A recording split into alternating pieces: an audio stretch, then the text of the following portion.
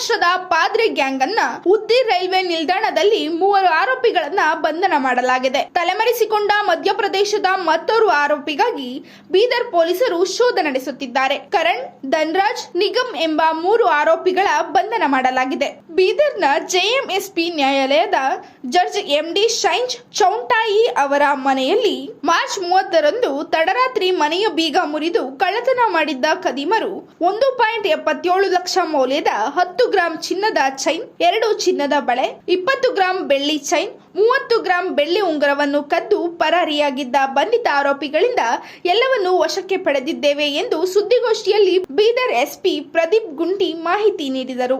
31ನೇ ತಾರೀಕು ನೈಟ್ ಸುಮಾರು 1 ಗಂಟೆಯಿಂದ 2 ಗಂಟೆ ಮಧ್ಯ ನಮ್ಮ ಸಿಟಿ ಲಿಮಿಟ್ಸ್ಗೆ ಬರುವಂತಹ ಒಬ್ಬ ಜೆಎಂಎಫ್ಸಿ ಜಡ್ಜ್ ಅವರ ಮನೆಯಲ್ಲಿ ಒಂದು ಕಳ್ಳತನ ಆಗಿದೆ. ಸುಮಾರು 4 ಜನರು ನೈಟ್ ಹೌಸ್ ಬ್ರೇಕ್ ಮಾಡಿ ಅವರ ಮನೆಯಲ್ಲಿ ಇಲ್ಲದಿದ್ದಾಗ ಹಬ್ಬಾಚರಣೆ ಮಾಡಕ್ಕೆ ಅವರು ಸ್ವಂತ ಊರಿಗೆ ಹೋದಾಗ 4 ಜನರು ಹೌಸ್ ಬ್ರೇಕ್ ಮಾಡಿ ಮನೆಯಲ್ಲಿದ್ದ ಸುಮಾರು 100 ಗ್ರಾಂ ಗೋಲ್ಡ್ ಹಾಗೂ 50 ಗ್ರಾಂ ಸಿಲ್ವರ್ನ ಕದ್ದಿದ್ದಾರೆ.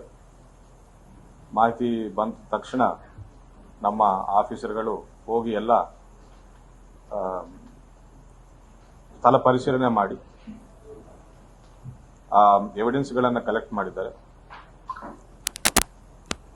ಎಫ್ಐಆರ್ ದಾಖಲಿಸಿಕೊಂಡು ನಾವು ತನಿಖೆಯನ್ನು ಮುಂದುವರಿಸಿ ಶೋಧ ಕಾರ್ಯಾಚರಣೆಯನ್ನ ಮುಂದುವರಿಸಿದ್ದೇವೆ. ನಾವು ಕುರಿತು ನಮ್ಮ ತಂಡಗಳನ್ನ ಮಹಾರಾಷ್ಟ್ರ ರಾಜ್ಯಕ್ಕೆ ಕಳಿಸಿದ್ದೇವೆ. ನಾವು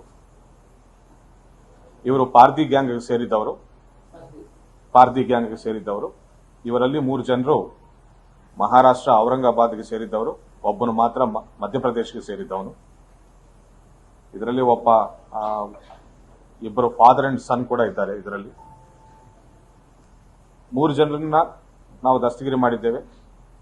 ಹುದಗೀರ್ ರೈಲ್ವೆ ಸ್ಟೇಷನ್ ನಾವು ಇವರನ್ನ ದಸ್ತಗಿರಿ ಮಾಡಿದ್ದೇವೆ. ಇನ್ನೊಬ್ಬನು ಮಾಹಿತಿ ಗೊತ್ತಾಗ್ತಾ ಇದ್ದಂಗೆ ಮೇ ಬಿ ಈ ಸಹಚರರ ಕಡೆಯಿಂದ ಮಾಹಿತಿ ಗೊತ್ತಾಗ್ತಾ ಇದ್ದಂಗೆ ಓಡಿ ಹೋಗಿದ್ದಾನೆ. ಸದ್ಯ ಈ 3 ಜನರ ಕಡೆಯಿಂದ ನಾವು 1,77,000 ಮೌಲ್ಯದ ಸೊತ್ತನ್ನು ನಾವು ರಿಕವರಿ ಮಾಡಿದ್ದೇವೆ. ಅವರ ಮನೆಯಿಂದ ಕಳ್ಳತನ ಆಗಿದ್ದ ಆಭರಣಗಳು ಆಸ್ ಇಟ್ ಈಸ್ ಇಂಟ್ಯಾಕ್ಟ್ ಇವೆ. 50 gram silver as it is ಸಿಕ್ಕಿದೆ. ಅದೇ ರೀತಿ ಪೆಂಡೆಂಟ್ಸು ಅಂಡ್ ಬ್ಯಾಂಗಿಲ್ಸ್ ಇಂಟ್ಯಾಕ್ಟ್ ಆಗಿ ಸಿಕ್ಕಿದ್ದಾವೆ.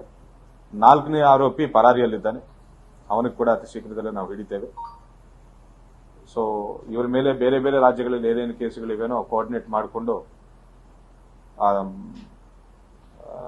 ಅವರಿಗೆ ನಾವು ಸಪೋರ್ಟ್ ನೀಡ್ತೇವೆ ಅಂತ ನಾವು ಮಾಧ್ಯಮ ಮುಖಾಂತರ ಹೇಳ್ತಾ ಇದ್ದೇವೆ.